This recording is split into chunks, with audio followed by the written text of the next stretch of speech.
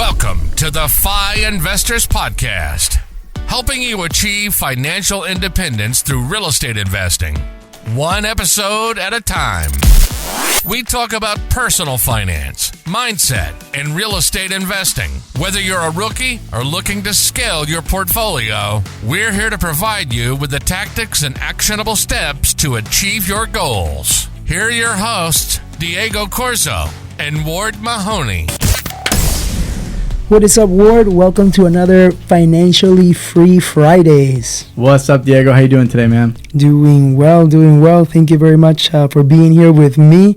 We are back from celebrating my birthday in Florida with my parents, with some friends. I turned 33. It was awesome. For anybody that follows me on Instagram, I shared 33 lessons about like things that I've learned in life. That should be one of the other FFFs that we should record in the future. Let's do it. Yeah. And so I shared that 33 lessons that I've learned from like life, business, and everything. So check it out. It's on Instagram when this goes live. And today, well, first of all, Ward, how are you doing? I'm doing well, man. We had an incredible time celebrating your birthday, big 3-3. Yes. And then before that, we went out and did a hot seat session with Matt King. Yes. It was an incredible day. Jumped really deep. People got really, really vulnerable. And we talked about a lot of different topics, and it was just, I have 2 or 3 pages of notes that I'm still going through. Yes. And for everybody here, Matt King is a friend of ours. He's also the CEO of GoBundance. I got the pleasure to meet him back in 2014 or 2015, and he's grown so much as a person, as an entrepreneur. He not only is he the CEO of GoBundance, but he's also the right-hand man of David Osborne, who is one of our mentors. He's worth around $180 million, and Matt King has been there ever since after 40 million or so. So he's been able to build that too with David.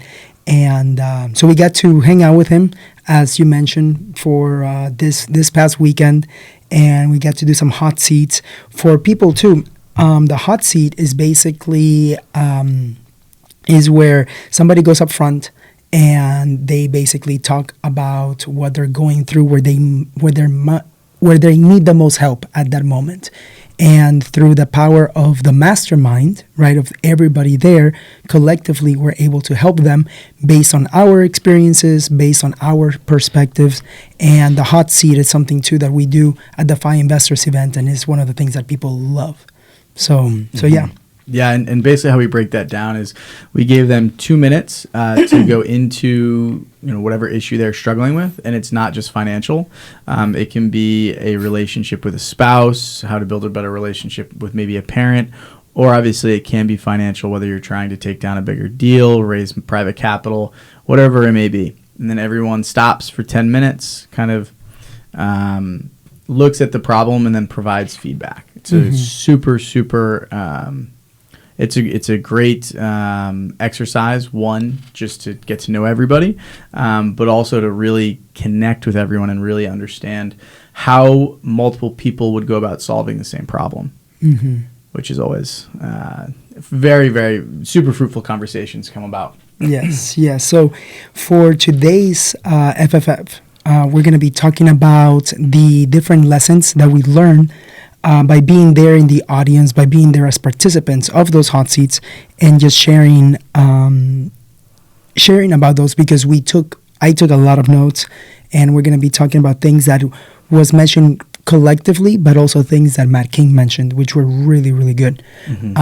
We're also Matt King, a plug here. He's going to be one of the speakers at the FI Investors retreat here in Austin, Texas, that we're having September 7th through the 10th.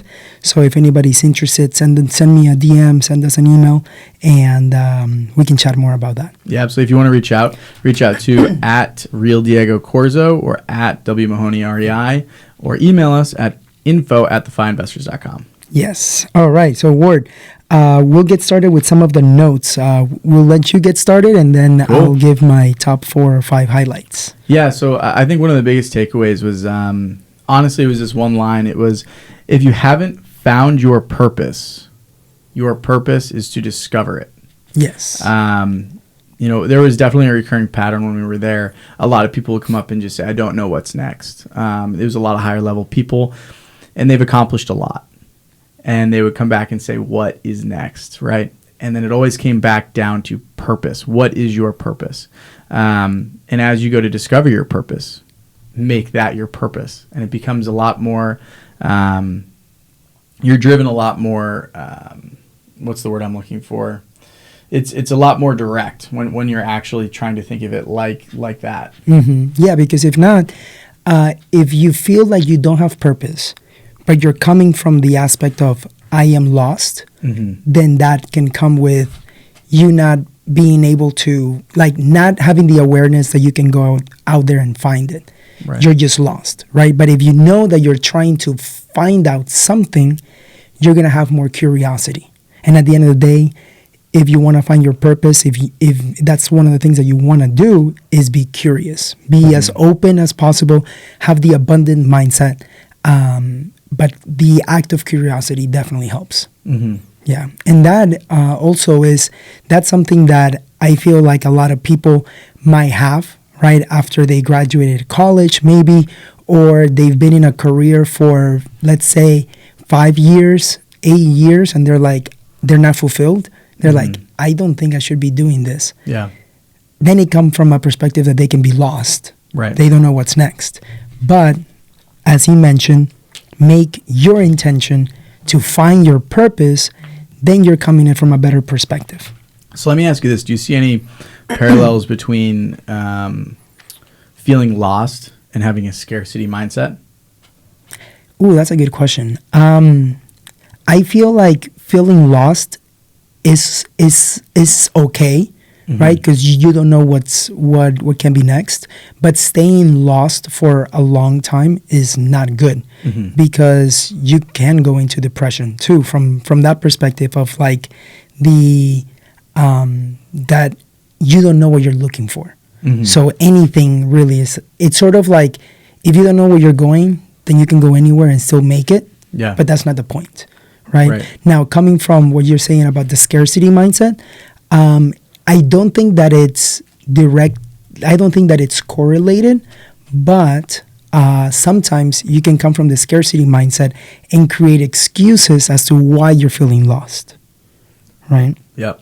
Oh, I love that. That's great. Yeah. What's another one that you got?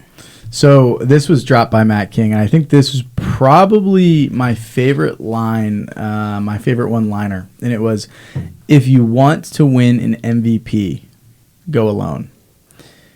If you want to win a championship, go with others. Yes.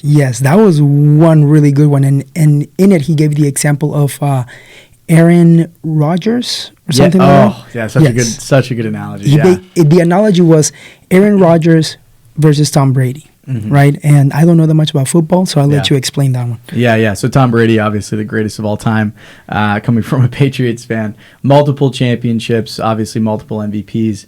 Aaron Rodgers, on the other hand, I'm not 100% sure on his specific stats, but obviously I actually don't think he does have a championship. He does not. But he has many MVPs.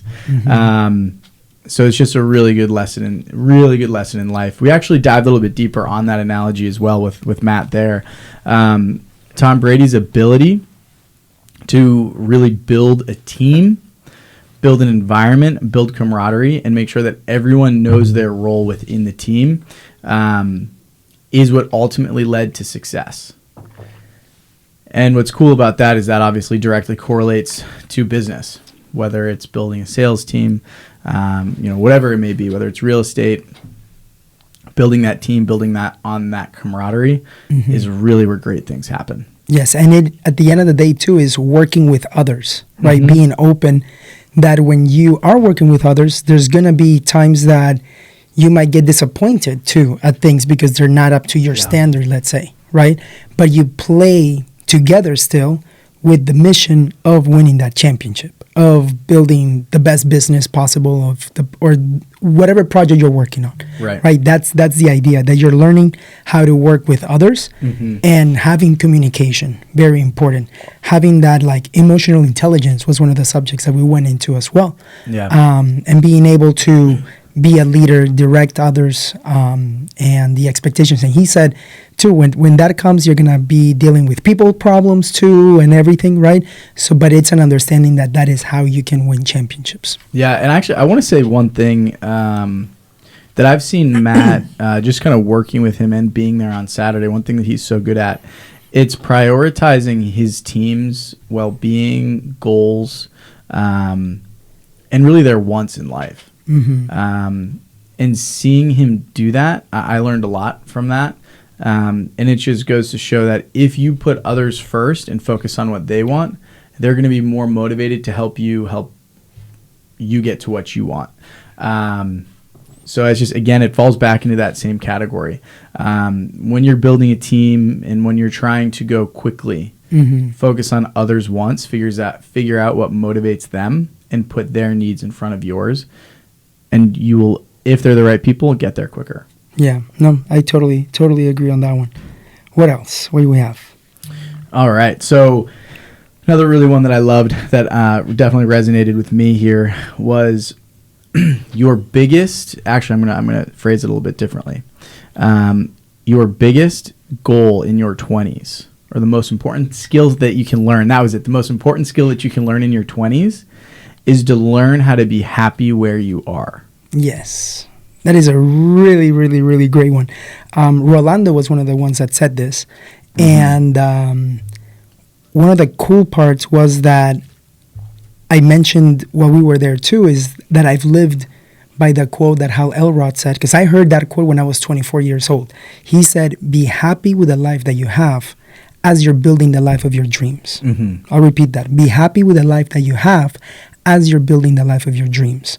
That is really, really important, because you begin that, number one, happiness is a choice, and you have to be grateful too with where you are today, but still not being satisfied. Because a lot of people they think that if they're happy, they can get complacent, and that is not true. You can be happy while still focusing on building a better future. Yeah. Right. But being happy is there, you're present, and being happy and grateful for the small things. You have a roof over your head.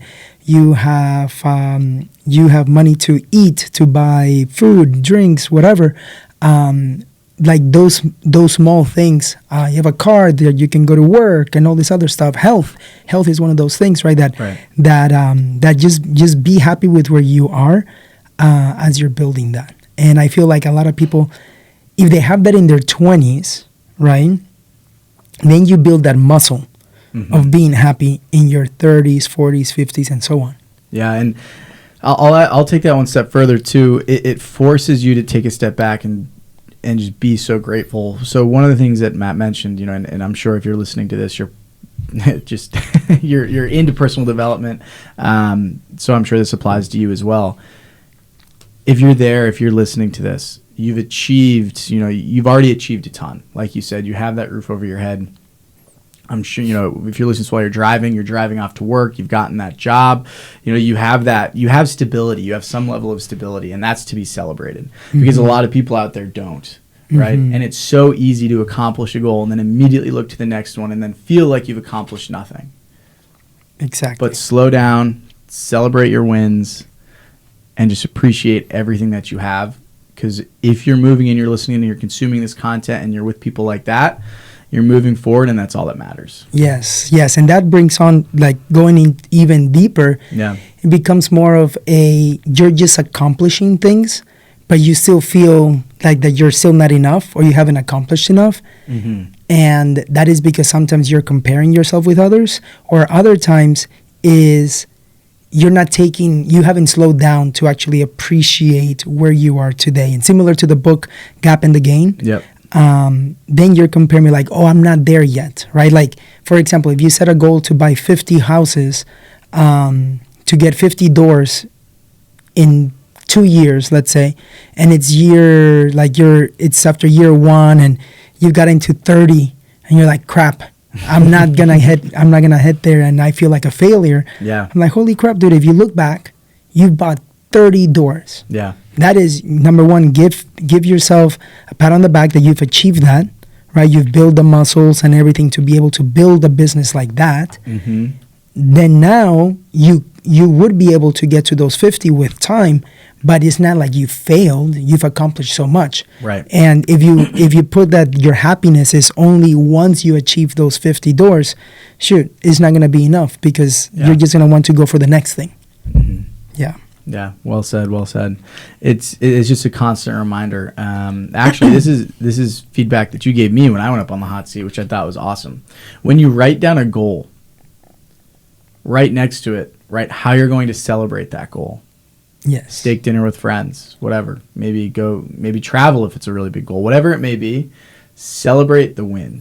Yes, celebrate the win. So important. Yes, because once you celebrate that win, even if it's a small thing, even if it's going under contract on a house, right? Like, hey, you've actually taken all this action. Celebrate that win, that you went under contract, then that you close on the property, whatever it is, because it makes you feel present. Right. Because if not, similar to what we're talking about in the hot seat, you're like, cool, I bought a property, but it's still, you're like, there's so much more. Right. And sure, there's more that you can achieve, but you have to experience that form of gratefulness that you got there, right, that you achieved that goal. Right. So yeah, that was definitely good. What about you? What's something that you pulled away from the event? Yeah, one of the things that we talked about, and this is like one of the things that can go deep in conversation. It's you mentioned when you heal your inner child's trauma, mm-hmm, you're also healing your parents' childhood trauma and your grandparents' trauma. So it's sort of like it goes through generations. And when you're the one that becomes self-aware of that trauma and say, hey, enough is enough, I'm not going to go through this, mm-hmm, you actually, once you heal that, and it can come from therapy, it can come from working on yourself, talking to others, once you heal that, then what's great is that you don't pass that on to your children. Right. And that is powerful. That is powerful, especially when you're the one that decides, hey, that was happening before, it stops here, and you change the generations to come for you, for your kids, daughter, son, whatever. Mm-hmm. Yeah, I thought that was really, really good. But at the end of the day, it starts with awareness. Yep. That's the number one thing. And I haven't studied enough on the inner child part yet. But it's definitely one of those subjects that I feel like there's a lot to learn, and that there's a lot of the things that we do as adults, but it's based on the blueprint that we were given by our parents, right, or by that trauma, I guess, that we may have as kids. Yeah, and your blueprint is really, it's subconscious. It's what you're learning when you're super young. It's kind of what you absorb, per se. Yeah. So that's really, really good. I wish we could go deeper on that, but again, I'm not trained in that area. Yes. And we can go into a rabbit hole of so many different things too. But that was one of those things that I really appreciated to have in conversation, mm-hmm, because it's something that we don't talk a lot of. Yeah. And I feel like, for example, I haven't gone through therapy sessions like that per se. But yeah, I know that it can definitely help. Yeah, and just to bring a tangible example, the hot seat where this was brought up, that person said that they've accomplished a lot, especially mm-hmm, for their age, and they had a feeling that they were not worthy. Mm. Mm-hmm. And then that was linked through more conversation to a potential trauma that happened in their childhood. Yes. And to that not being worthy, in that example, I know that we wrote that down. What was the thing from how should we switch our perspective from not being worthy to what did he say? Oh, that was so good. So this is another incredible line through Matt King. I don't want to mess it up, but it's not that I am not worthy. It's that I have been chosen to be a conduit of abundance and life for everyone who I come in contact with. Yes. That was awesome. Because it's a whole different perspective. Mm-hmm. You go from I'm not worthy about doing this. I'm not worthy, for example, to be the first person in my family to be financially independent. I'm not worthy to be able to achieve my version of the American dream or whatever it is, right? To then being like, hey, what if I was the chosen one to be able to do this for my family or for whatever, right? But I feel like switching that, it's super, super impactful. Mm-hmm. Yeah. It's so good. And also another thing that Matt King shared was, I don't want to go too deep into it, but basically it's just how he leads every interaction trying to lift others up, right? So he almost leverages everything he's learned and all of his previous successes, and he gives it back to people around him, loved ones, family, friends, etc. And that is what, quote unquote, not makes you worthy, but that's what makes you the chosen one, is your ability to be a conduit of abundance and pouring that onto other people. Yes. And having that mentality, like you just act in different ways when you know that you're the conduit for so many great things. Yeah. Right. Oh, it's such a good message. Yes. One other thing is, before I forget, so when we were talking about like how do you find your purpose and stuff like that, one thing before I forget to mention is if you're looking for your purpose, if you're trying to find your purpose, one of the things that you can ask yourself is, what is play for you that looks like work for everyone else? What is play for you that looks like work for everybody else? I feel like that is where you uncover too, like your unfair advantage. That's something that we talk a lot about. Because sometimes it can be like, if I'm going to a networking event, right, and like I shine at that as an example, other people might be like, oh my gosh, how do you do it so well or whatever? But for me, it can be play. Right. And for other people, it looks like work. So ask yourself, what are those things that one can be really good at? For example, cold calling. I don't like cold calling or anything like that, right? But I know that there are some people that when they cold call, for them it's like play. They're like, oh, I love cold calling. I love the grind, the 4 hours I can cold call. I'm not like that, right? So those are things that, as an example, can be play for other people, and that can be their unfair advantage with whatever they want to build. I love that. You got to introduce me who likes cold calling.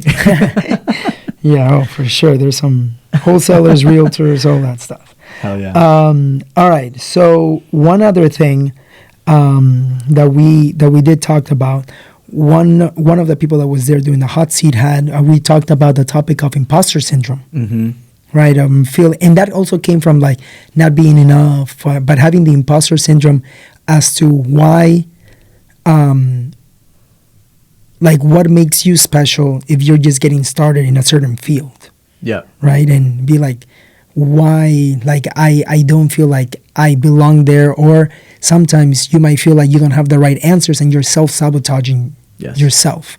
Right. Even though you may have all the tools in front of you, you may not see them and you're self-sabotaging. Yeah, and imposter syndrome, I mean, you could be working in a field for 2 or 3 years, have a lot of success in said field, and still have imposter syndrome, feeling like you're not good enough, feel like you may not have enough knowledge to help clients, whatever it may be. And it was definitely a common thing that we saw, that I definitely feel, and it was something that we saw across multiple different members that were at this. Yeah, and especially I know that for some people that I've had some conversation is, they feel like, for example, that if they bought 2 properties, they feel like they can't teach somebody else that's looking to get started. Yeah. And I'm like, no, like you can actually, your story can be so impactful for other people. Your experience, you can help them so much from the right strategy, from connecting. Yeah. You can help them just like by the things that you've learned in you buying your first or your second property if you're investing out of state or whatever. Right. There's so much that you can do. And one of the, while we were there with Matt King and talking, because a lot of people feel like having that imposter syndrome is not something that is frowned upon. It's like, hey, you shouldn't feel imposter syndrome, right?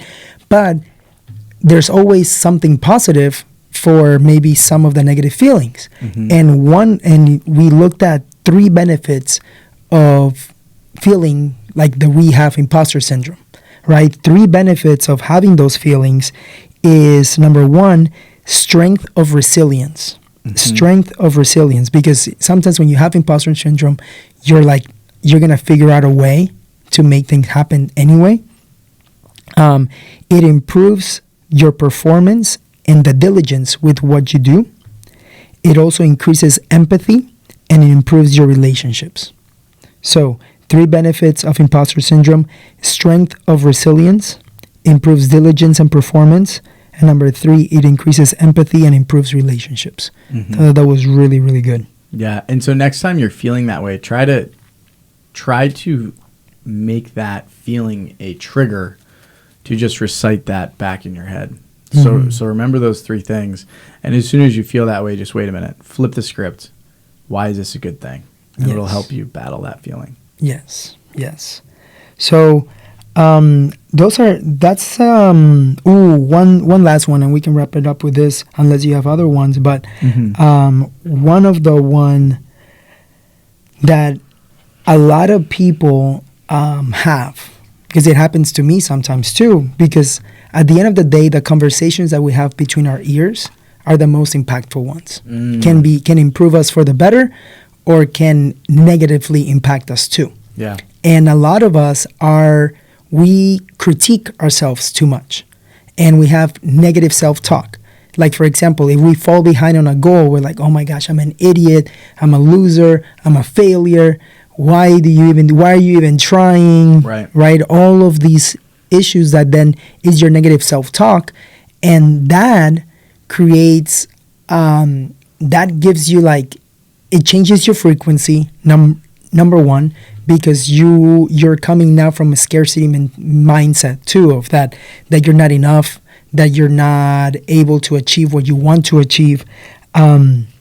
So having the understanding of what you can do when you have that negative self-talk, Matt King gave a freaking amazing example of what to do when we're feeling that way. Oh, yep. And it was, whenever you're talking like that, right, you have to ask yourself, what would I tell my kid if they were talking to themselves like that?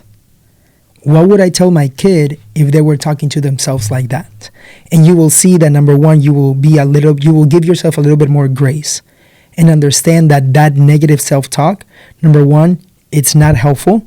Number 2, give yourself the grace of what you have accomplished. And number 3, understanding that is not going to take you to the next level by thinking in those negative thoughts. You're not going to be able to look for the right solutions. You're going to be closed in. And I feel like if you give yourself the advice that you would give to your kid, you already know what advice you need to give them. Right. That's why it was so cool, is because you already know that you will tell your kid, you are enough. Let's take a deep breath. Let's think about what's positive in your life. Like all these actions that one should do, but they don't do because they're in that mindset. They're in their head. That's so good. And then, did you have something you wanted to add to that? Well, it just reminds me of what Tony Robbins says. Like if you're in your head, you're dead. From that perspective. Yep. And then another thing that kind of goes off of that too. Another thing I believe Rolando said it was, at the beginning of every day, write a thank you note to yourself. And then on that thank you note, and then what you want to do is you want to thank yourself for 1 or 2 things that you did the previous day to become a better version of yourself, right? So you want to mention who you are, who you have become, and where you're going. And this serves as a constant reminder. Yes. These will get repetitive, and that's the whole goal. But it's going to keep you moving, and it's going to help you get 1% better every day. because you're going to feel not as good if you're sitting down the next day and saying, I really should have worked out. I really should have done X. I really should have done Y. Yeah. And it's going to be, it's a little bit of accountability. And it also helps you stay in that positive mindset. Yeah, no, for sure. And then also there was, before I forget, there was this kid.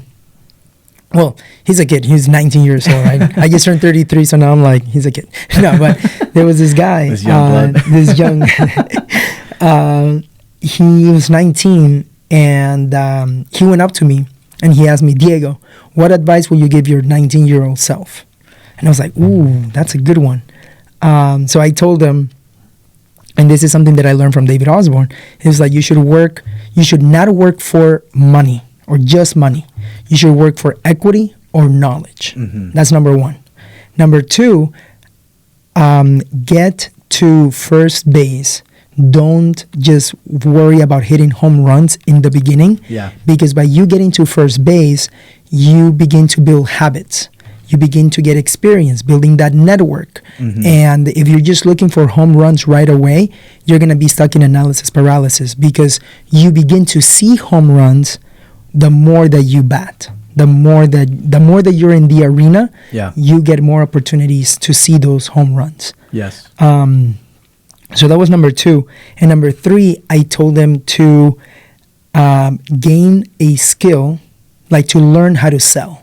You have to learn how to sell, because by you learning how to sell, you create an opportunity where you begin to understand other people. Right. And this is the first time that I've actually made that correlation live as we're doing this. But when you learn how to sell, you have to learn emotional intelligence so that you can understand how other people work. Right. So reading, like, for example, the book Psycho-Cybernetics is freaking amazing. That's a great book. The Dale Carnegie book, How to Win Friends and Influence People. All of those books, at the end of the day, you're selling yourself, right? So if you learn how to sell, the income, for example, that one can make is like there's no cap. But if you're learning how to sell, you have to solve a problem.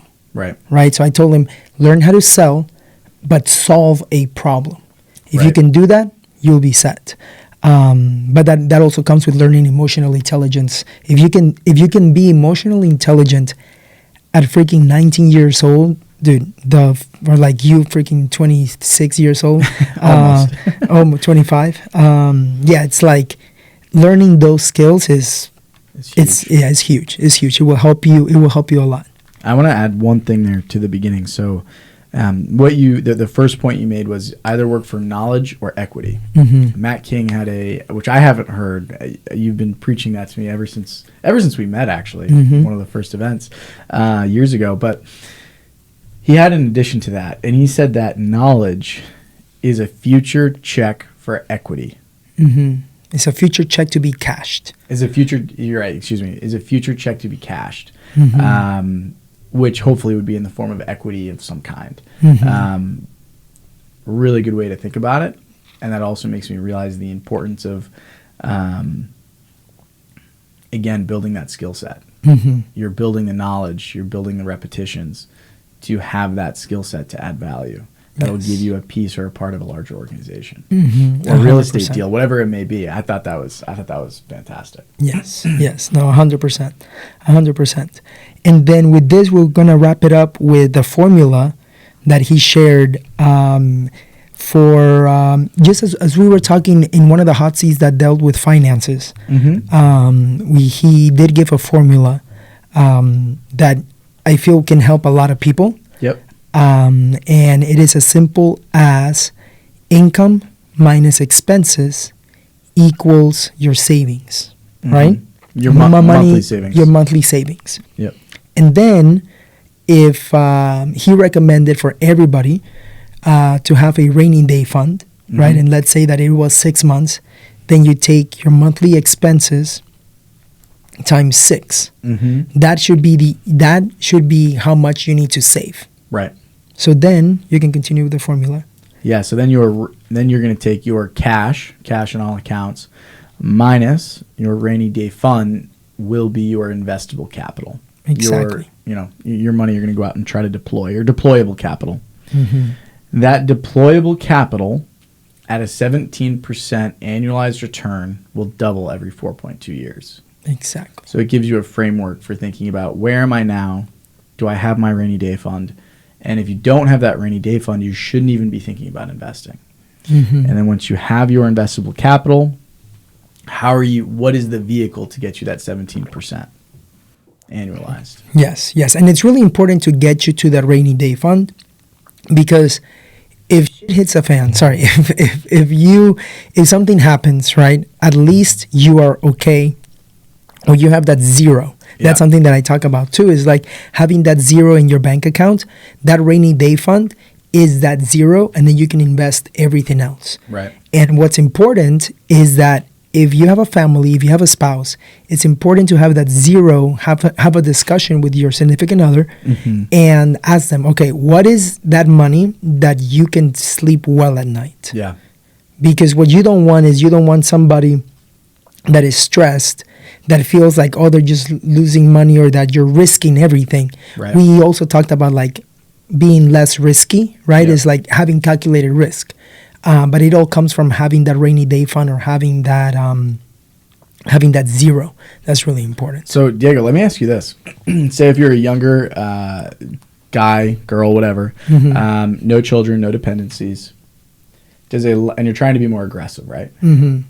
Does a line of credit count as a rainy day fund? A line of credit? If you're trying to be aggressive, I would say at least have 5 to 10K saved cash. Have 5,000 saved. Yeah. And then after that, keep your line of credit and then invest everything. But you do want to have some money cash, just in case. In case something were to come up. Yes, that would be my recommendation. Yeah. For sure. Having that cash is important. Cool. Yeah. So, dude, this was a great one. Shout out to Matt King for being able to host us in his house, and learning and providing an environment where we could learn from others, and being there as a student of life, just taking notes. You were taking notes, I was taking notes. There's just so much that we can even talk more about, but we'll definitely be sharing more of that in the future. And then Matt, as I mentioned earlier, he's going to be one of the speakers at the retreat. So it's going to be awesome. It's going to be awesome. It's going to be a blast. We have a lot of fun activities planned, and I can't wait for it to come. We've got a lot of highlights coming up. Yes. Awesome. Well, Ward, thank you for another FFF. And we will see everybody in the future on the next one. But before we end this, guys, anybody, if you are looking to get started investing in real estate, trying to get the right mindset, learning how to become that person that achieves financial freedom, go to the website keys2fi.com, so that you can sign up for a free email course for 6 days. We give you all of the keys to achieving financial independence. And then one thing that will really help us is if you guys can give us a rating or review on Spotify, on iTunes, on Google, on YouTube, if you want to give us some comments there, like and subscribe. And thank you very much. And we'll see you in the next one. Thank you. See you guys.